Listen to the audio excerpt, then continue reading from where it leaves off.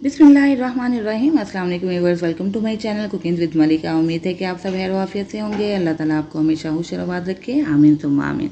तो व्यूअर्स, आज हम तंदूर के छिलकों की मदद से इतना मज़ेदार और लजीज हलवा तैयार करने वाले हैं कि जब आप इन्हीं सारे स्टेप्स को फॉलो करेंगे तो इंशाल्लाह आपको ये रेसिपी बेहद पसंद आएगी और आप तरबूज के छिलके फेंकने से पहले इस रेसिपी को ज़रूर ट्राई करेंगे।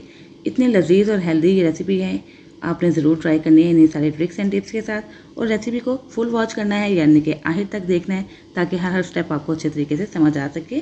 तो इसके लिए हमने तरबूज के छिलके ले लिए हैं। यहाँ पे आप देख सकते हैं कि मैंने आधे तरबूज के छिलके काट के तो एक प्लेट में रख के इसको अच्छे तरीके से धो लिया है।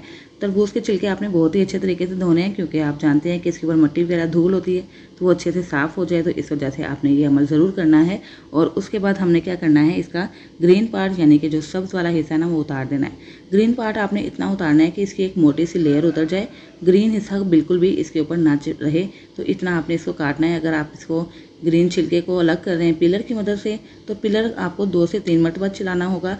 और अगर आप पिलर का इस्तेमाल नहीं करना चाहते, छुरी की मदद से काटना चाहते हैं, तो मैं आपको छुरी की मदद से भी काट के दिखा देती हूँ। ये देखें, इतनी मोटी लेयर हमें इसकी काटनी होगी, ताकि इसके ऊपर जितनी भी ग्रीनरी है वो ख़त्म हो जाए और इसका बिल्कुल वाइट पार्ट रह जाए। इतना हमें इसके तरबूज के छिलके का ग्रीन पार्ट अलग कर लेना होगा। ये देखें, कितनी मोटी तय हमने उतार दी है और इसका ये वाइट पार्ट बिल्कुल क्लियर हो चुका है। तो बस इस तरीके से आपने ग्रीन हिस्सा अलग कर लेना है। और इसके ऊपर जो आपको रेड हिस्सा नज़र आ रहा है तरबूज का, इसको आप बेशक अलग ना भी करेंगे तो खैर है, क्योंकि इसके अंदर भी फ्लेवर होता है, थोड़ी सी मिठास होती है, तो आप रेड पार्ट थोड़ा सा इसके ऊपर रहने दें। और बस इसको हमने कटिंग कर लेना है छोटे छोटे टुकड़ों में, क्योंकि आगे चल के हमें इसको ब्लेंड कर लेना है। तो इसलिए आप कटिंग छोटे छोटे टुकड़ों में कर लें, ताकि ये ब्लेंड करना आसान हो जाए। अब हमने एक ब्लेंडर जग ले लिया है, इसके अंदर ये सारे टुकड़े डाल देंगे। बस 1 से 2 चम्मच इसके अंदर हमने पानी शामिल करना है, ज़्यादा पानी शामिल नहीं करना है, क्योंकि इन तरबूज के छिलकों के अंदर बताते खुद बहुत ज़्यादा पानी होता है, तो उसी में ये अच्छे से ब्लेंड हो जाएंगे। तो ये ब्लेंड करने के बाद हम इसको एक साइड पे रखेंगे। उसके बाद हम ले लेंगे एक पैन, इसको चूल्हे पे चढ़ा दिया है। 2 टेबलस्पून भर के इसमें देसी घी शामिल कर देंगे। और उसके बाद 2 चम्मच हमने भर के शामिल कर दिए हैं बेसन के। देसी घी और बेसन को हमने अच्छे से फ्राई करना है, इतना फ्राई करना है कि बेसन के अंदर से एक अच्छी सी खुशबू आना शुरू हो जाए। फ्लेम मैंने मीडियम टू लो किया हुआ है। मीडियम टू लो फ्लेम पे तकरीबन 4 से 5 मिनट के लिए बेसन फ्राई करेंगे। और जैसे ही एक अच्छी सी खुशबू आना शुरू हो जाएगी, इसके अंदर शामिल कर देंगे ब्लेंड किए हुए तरबूज के छिलके। और तरबूज के छिलके शामिल करने के बाद हमें इसका पानी खुश करना है, इसको साथ साथ फ्राई भी करना है, चम्मच भी चलाते जाएंगे। तकरीबन 10 से 15 मिनट तक आपने ये काम ज़रूर करना है, ताकि तरबूज के छिलकों का जितना भी पानी है ये अच्छे से एवेपोरेट हो जाए। तो यहाँ पे बस तकरीबन 15 मिनट गुजर चुके हैं और हमने इसका पानी खुश कर लिया है। आपको वक्तन फ़क्तन ही चमचा चलाना पड़ेगा, यानी कि बार बार आपको चम्मच चलाने की या मुसलसल चम्मच चलाने की ज़रूरत नहीं रहेगी। जैसे ही तरबूज के छिलके इस कंडीशन पे आ जाएंगे, इसके अंदर शामिल कर देंगे चीनी। चीनी हमने यहाँ पे 4 चम्मच के करीब ली है। आप तरबूज के छिलकों की क्वांटिटी के हिसाब से भी चीनी ले सकते हैं, या अपने टेस्ट के हिसाब से भी ले सकते हैं। तो यहाँ पे मैंने जितनी चीनी डाली ना, ये बिल्कुल परफेक्ट थी, ना तो मीठा बहुत ज़्यादा हुआ था ना ही कम। तो अगर आप 4 चम्मच चीनी शामिल करना चाहते हैं तो 4 चम्मच चीनी भी बिल्कुल बेस्ट रहेगी।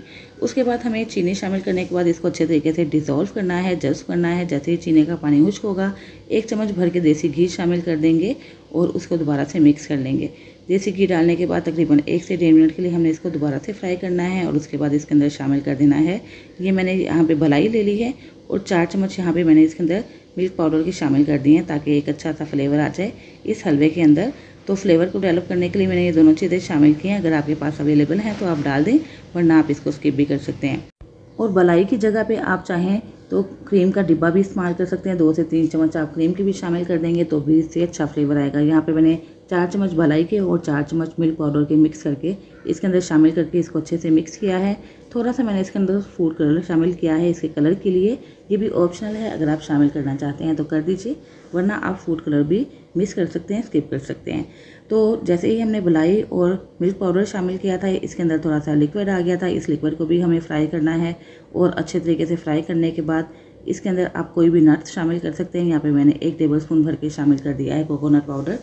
और इसकी जगह पे अगर आप चाहें बादाम, पिस्ता, काजू, मेवा या जो भी चीज़ आपके घर में अवेलेबल है, आप बारीक बारीक कट करके इसके अंदर शामिल कर दें। दोबारा से इसकी हम भुनाई करेंगे। भुनाई करना एक अहम स्टेप है, जिसकी वजह से बहुत ही अच्छा फ्लेवर डेवलप होता जाएगा। तकरीबन 20 से 25 मिनट तक आपको भुनाई ज़रूर करना होगी वक्तन फ़क्तन। और जैसे ही ये हलवा इस कंडीशन में आएगा, हमें दोबारा से इसके अंदर देसी घी शामिल करना है। इस स्टेज पे आके देसी घी शामिल करने से किसी भी हलवे का फ्लेवर बहुत ज़्यादा बढ़ जाता है। तो यहाँ पे मैंने 1 चम्मच देसी घी शामिल किया, इसको भूना है और उसके बाद भूनने के बाद जैसे ही देसी घी इसके अंदर डिज़ोल्व हो गया, जज़्ब हो गया, दोबारा से 1 चम्मच देसी घी शामिल करेंगे और इसको भून लेंगे।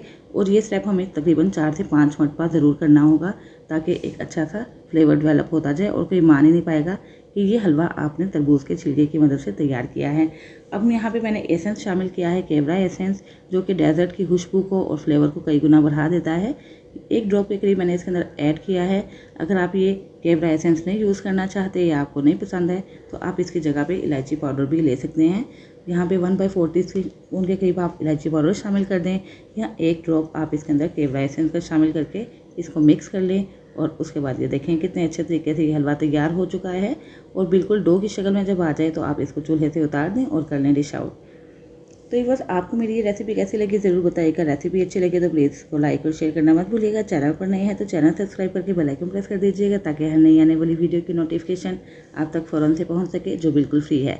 इतना लजीज, इतना मज़ेदार और बहुत ज़्यादा हेल्दी हलवा ज़रूर ट्राई कीजिएगा इन्हीं सारे ट्रिक्स एंड टिप्स के साथ और मुझे फीडबैक भी दीजिएगा। और यकीन मानिए बस इतना लजीज, लाजवाब और हेल्दी किस्म का ये हलवा तैयार हुआ है कि खाने वाला खाता ही रह जाएगा। और जब तक आप नहीं बताएंगे कि ये तरबूज के छिलकों से तैयार हुआ है कोई पहचान ही नहीं पाएगा। इंशाल्लाह ज़रूर पसंद आएगा सबको। इसके साथ ही इजाज़त दीजिए, फिर हाजिर होंगे इंशाल्लाह एक नई रेसिपी के साथ। अपना बहुत सा ख्याल रखिएगा, मुझे भी दुआ में याद रखिएगा। अल्लाह हाफिज़।